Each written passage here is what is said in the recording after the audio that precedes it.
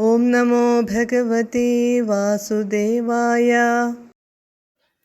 തേ മുഗ്ധാനിലശാലി ദുഗ്ധജലധേ സ്ഥിരം ഗതാ സംഗതാ യാവത് ത്വത്പദചിന്തനൈകമനസസ്താവത് സപാധോ ജഭൂഃ. ത്വദ്വാചം ഹൃദയേ നിശമ്യ സകലാനാനന്ദയന്നൂചിവാനാഖ്യാതഃ പരമാത്മനാ സ്വയമഹം വാക്യം തദാക്യർണ്യതാം. പദാനുപദം.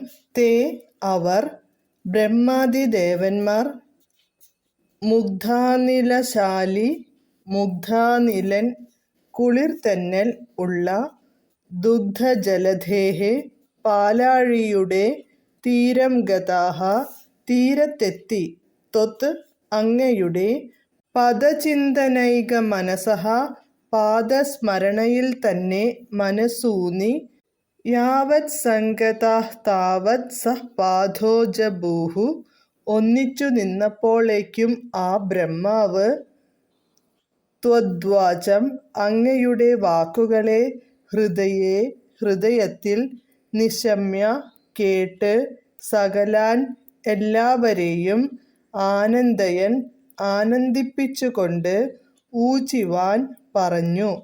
പരമാത്മനാ സ്വയം അഹം ആഖ്യാതഃ പരമാത്മാവ് വിഷ്ണു നേരിട്ട് എന്നോട് പറഞ്ഞു. തദ്വാക്യം ആ വാക്യം, ആകർണ്യതാം നിങ്ങൾ കേട്ടാലും. വിവർത്തനം.